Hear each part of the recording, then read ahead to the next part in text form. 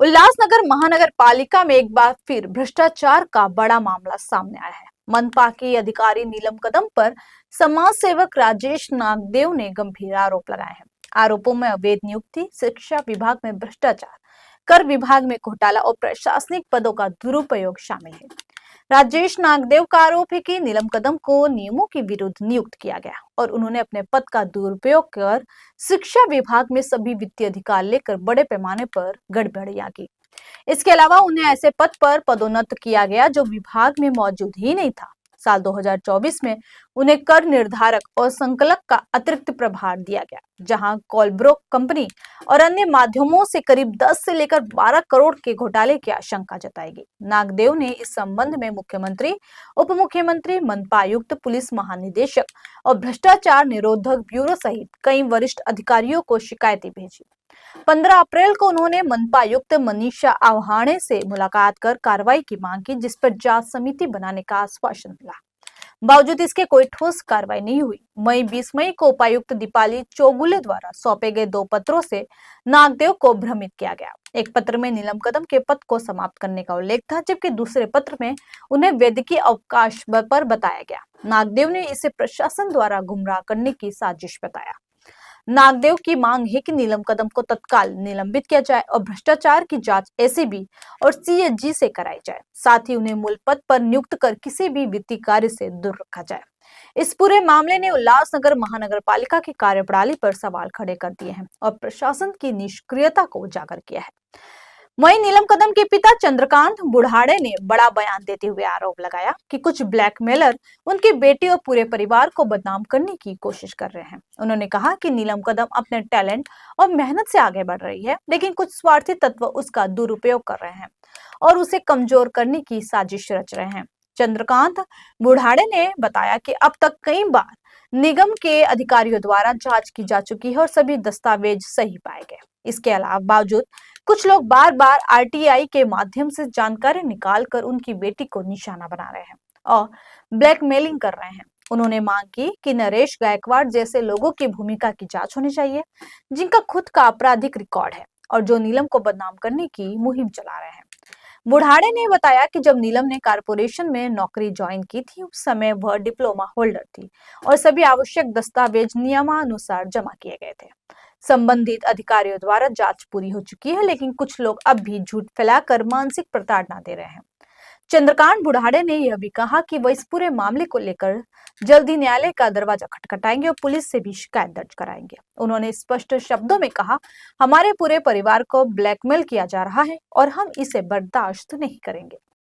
क्योंकि मनपा में बहुत बड़ी बड़ी भ्रष्टाचार हो रही जा रही है, जिसकी मेन मुख्य अदाकारा है नीलम कदम बोरारे, और उनके खिलाफ ही मैं बैठा हूँ। और उनको मैंने आयुक्त मैडम, इन्होंने क्या घोटाला किया है? इन्होंने कई घोटाले किए। जब शिक्षण मंडल में थी, चिक्की घोटाला, खिचड़ी घोटाला, यूनिफॉर्म घोटाला, स्कूल रिपेयरिंग घोटाला, करोड़ों के घोटाले किए। और इसका सबसे बड़ा बात यह है कि जो अंकुर एंटरप्राइजेज है वो इनके बेटे के नाम पे है और ठेकेदार इनका पति, और ठेका इनके पास ही जा रहा है और कोई कंपनी को नहीं जा रहा है। ये ऐसा गोशीवाड़ा मेरे पास है जिसमें लिखा हुआ है कि अंकुर को टेंडर दिया गया है और 2012 से लेके आज तक कंटिन्यू अंकुर को ही दिया जा रहा है टेंडर, और इसकी वजह से घोटाले होते जा रहे हैं। और हाल ही में अभी इनको कर निर्धारक का पोस्ट दिया गया है, उसके चलते भी इसने कम से कम 12 करोड़ के आसपास का घोटाला किया है। वो भी मैं खुलासा कर सकता हूं, मुझे एविडेंस है। जैसे कि सेंचुरी का 9.25 लाख रुपया माफ किया गया, उसके बाद फिर गरिमल एचकारिया एचडीएफसी बैंक का 88 लाख रुपया माफ किया गया, और भी घोटाले हैं। सब मैंने दस्तावेज 5/5/2025 को आपने कमिश्नर से क्या मांग की कुछ? हाँ, मैंने कमिश्नर से मांग की कि इसके जो दोनों पद है, एक लिपिक है, उस पद पे इसको भेजा जाए वापस, और 10th पास है। और मेरी मांग ये थी कि इसके जो दोनों पद दिए गए हैं, शिक्षण विभाग का और कर निर्धारक, ये दोनों पद से हटाया जाए, इसको निलंबित करके इसके ऊपर एंटी करप्शन की जांच और केक की जांच लगाई जाए, क्योंकि इसने सॉफ्टवेयर से घोटाले किए हैं। और मेरी यही मांग रहेगी कि मैडम से कि मैडम जल्द से जल्द कार्रवाई कीजिए, नहीं तो मैं महानगर पालिका के सामने धरना आंदोलन करूंगा, उसमें मंडप लगाऊंगा, एलसी और साउंड सिस्टम लगा के क्योंकि इसके विरुद्ध सबने तकरार की थी। बुलर महाराज ने तकरार की थी, उन्होंने प्रेस कॉन्फ्रेंस ली थी, हमारे गणपत सेठ गायकवाड़ ने तकरार की थी, और ज्येष्ठ पत्रकार दिलीप मालवाधिकारी मनोज शेलार ने तकरार की थी, जिसके ऊपर अटेम्प्ट टू मर्डर का हुआ था, और उसका सचिन वानखेड़े के पास, सचिन वानखेड़े इस केस में अंदर भी रह के आए हैं। देखिए, बेसिकली ऐसा है कि नीलम गोड़ारे अपने टैलेंट के साथ चल रही है, उसकी खुद का मेरिट है, उसका ये है, वो ओनली बिकॉज बोड़ारी की लड़की या भांजी है, इसकी वजह से उसको पॉलिटिकली, और ये ब्लैकमेलर उनको यूज किया जा रहा है। ब्लैकमेकर एक तो फेस है उनको, और एक कुछ लोग एक सपोर्ट कर रहे हैं ब्लैकमेलिंग के लिए, और उसकी वजह से वही चीज़ें बार बार रिपीट होके कई सालों से वही, जिसकी वजह से कारपोरेशन के प्रशासन की तरफ से या उनकी वजह से कितने आयुक्त आईएएस होके गए, आयुक्त हो गए, और सब लोगों ने इंक्वायरी किया है, सब जांच किया है, उनको सबको सब समझ, तभी बार ये चीज़ करके एक तो नीलम कदम को डिमोरलाइज करना, उसको बदनाम करना, उसके साथ साथ हमारे बोड़ारी परिवार को बदनाम करने का ये लोगों का हमेशा का इरादा है। आपकी मांगे क्या रहेगी? मांग ये है कि ऐसे लोगों को प्रशासन ने भी थोड़ा सा अपनी तरफ से ये करना चाहिए। देखो, अभी का ये विषय है, ये नरेश गायकवाड़ करके अनशन के लिए बैठा था। बेसिकली ऐसा है कि गवर्नमेंट में एक, सेंट्रल गवर्नमेंट में भी इसने एक रूल किया था कि जो ब्लैकमेलर है उनके अगर कुछ लिमिटेड या कुछ सर्टन कंप्लेंट्स बार बार आती है, तो अर्थन एक नंबर के बाद 10, 12, 15 जो भी है, उसके बाद उनको ब्लैक लिस्टेड करना है, उनको इंटरटेन नहीं करना है। ये लोग कारपोरेशन में आके कारपोरेशन के हर एक डिपार्टमेंट में अननेसेसरी आरटीआई के माध्यम से सवाल उठाते हैं, और आरटीआई के माध्यम से इंफॉर्मेशन लेके उसको ब्लैकमेल करते रहते हैं।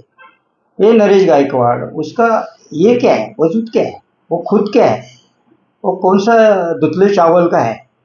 वो एक नंदू सेठ के उसके इसमें वो सुसाइड के केस में उसको जमानत पे बाहर है।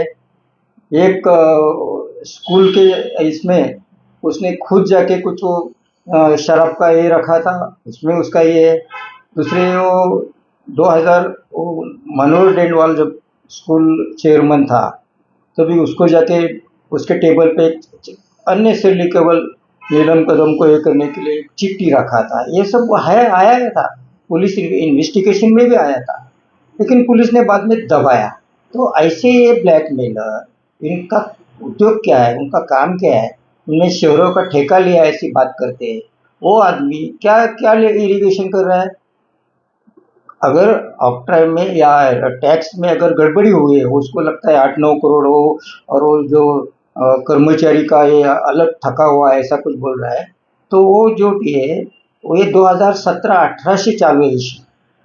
सेंचुरी का जो इशू है 17-18 से चालू है, और 17-18 से 3-4 कमिश्नर होके गए, और डॉक्टर दयानिधि से लेके आईएएस ऑफिसर तब से लेके वो जो चालू है। तो इशू बाद में अजीत शेख साहब, उन्होंने ये विषय में कुछ ये करके उनको यह सहूलत दिया है, जो भी किया है मुझे डिटेल मालूम नहीं, लेकिन ये बेसिकली इशू जो रहता है, किसी को सहूलत देना है, किसी को माफ़ करना, ये कमिश्नर के पावर का विषय रहता है। उसमें डिपार्टमेंटल हेड जो नीलम कदम है, उसका कोई रोल ही नहीं है। तो ये ऐसा कुछ बात कर रहा है नीलम कदम 10 साल में क्या किया, 10, अरे वो लग के 2007 में, तो अभी कम से कम 15-16 साल हो गई, और वो बंदा बोलता है वो मैट्रिक पास है, उसको कौन सा ट्रेनिंग है। अरे तेरे को क्या मालूम, तू कितना पढ़ा लिखा है, उनका नाम ये निकालने वाला, तेरे को मालूम है क्या? नीलम कदम जब भी कारपोरेशन में लगी तभी वो कंप्यूटर डिप्लोमा होल्डर थी।